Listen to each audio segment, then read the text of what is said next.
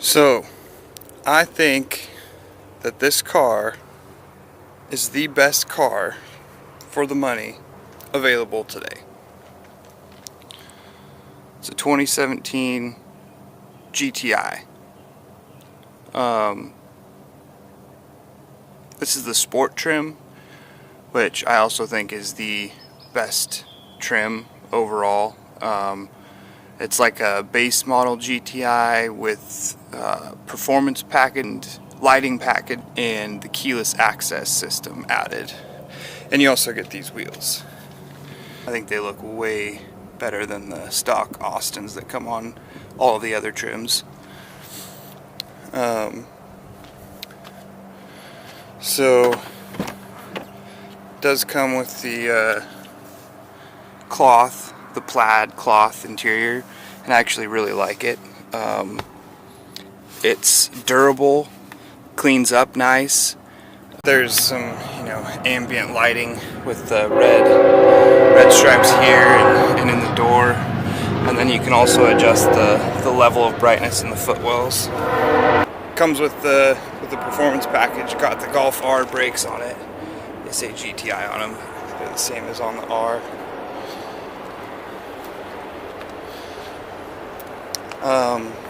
I've added a few more things to make it look nice and feel nice. These Leo paddle shifters. If you've watched my other videos, I've got one specifically on these paddle shifters, and check that out if you want to know more details about them. But I love those, and they make it look really nice in here too. The color is spot on with the stitching and everything. And then I also got these billet aluminum knobs. Just kind of adds a little more flavor to the inside of this thing.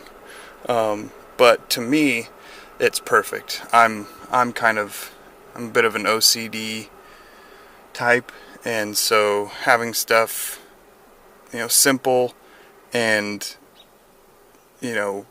just nicely laid out is ideal for me. I also like these gauges. You do have a small screen in the center that can display all sorts of information, and then this also does the same thing. But then you also have analog gauges, which I just prefer. I don't know why. I heard that the new, all digital cockpit for the new Audis and now in the new Golfs and Jettas and whatever else, Volkswagen and Audi. I heard that it's really nice, but to me it's just too much. I like to drive.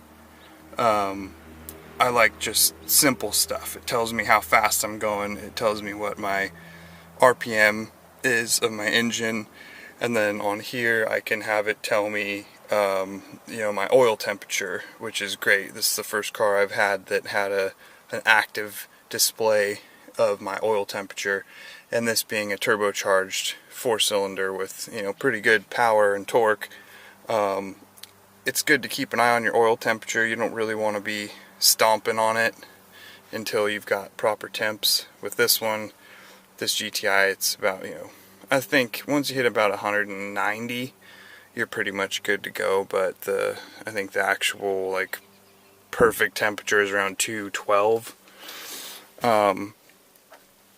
This car is also very versatile, as in it's got a lot of space in it. So if you open up this back here, oh, I just washed the car, so got some water going. But here's just the trunk. It comes with the cargo things, which are cool. But the versatility of this, you fold those seats down, you've got 53 cubic feet of space in this car, and that's a lot. It's just really, really impressed me that you can still fit a ton of stuff in here, even though it's a relatively small car. And I think it looks good. I think it looks great, actually. But that's subjective. That's not really part of why I think it is the best car for the money.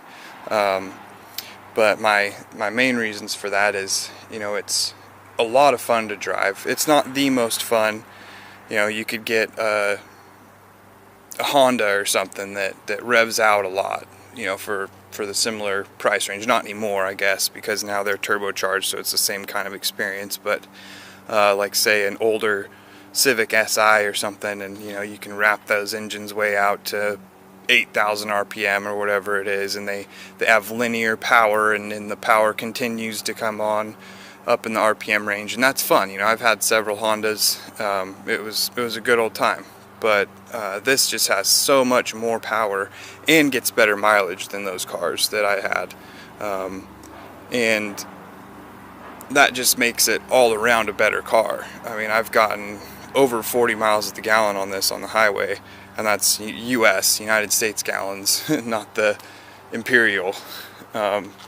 So that's really impressive. I think it's rated for 34 or 36 on the highway. I think it's 34, yeah.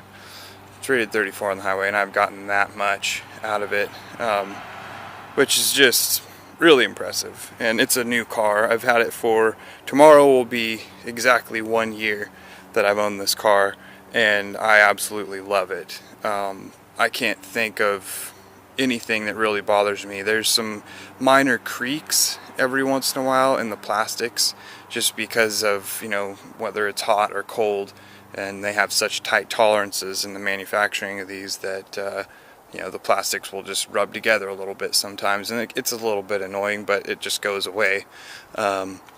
And then the other thing is my driver window has made a little bit of a noise sometimes. It's never stopped working. It's just every once in a while it makes kind of a funky sound when it's going up and down. And I mean, those are my two complaints in driving it every day for a year.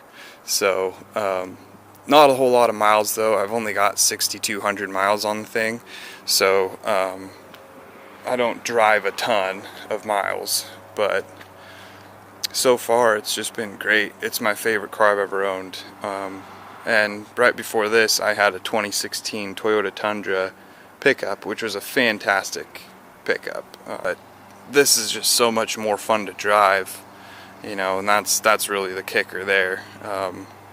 It's nice driving a truck and everything, but this with the paddle shifters and the DSG, it's just fantastic, you know. And it does 0 to 60 in under 6 seconds. It's like 5.5 to 5.7. It's extremely tunable. You can pull an extra 100 horsepower out of this thing for, you know, less money than any other car, really, to get that much more power out of them. I'm sure there's other ones that are about the same, but, you know, you can just get a clutch and ECU tune, or you can get a DSG tune and a engine tune, and the power of this just goes through the roof, and that's without doing anything else, just messing with some computer settings. So it's really unbelievable. And then, like I said, the price of it, you know, they go on sale for $5,000 off of MSRP regularly. You know, I got this for $5,000 less than it retailed for. I paid 25 grand for it. It's retailed for 30 grand. It's got every feature I could want. Like I said, you know, heated seats, backup camera, it's satellite radio. The screens are decent size. The stock sound system is even pretty good. It's not like fantastic or anything, but it's the best stock sound system I've ever had in a car. It's obviously also my newest car, but it's way better than the Tundra's was, and so that's great. You know, I think it's got 8 or 9 speakers in this thing though, so that helps, and it's small, and hatchbacks are great for sound. And the sport trim was only available in 2017. It's not available anymore, which I think is kind of a shame, because this, for the money, is just kind of right in the sweet spot for me.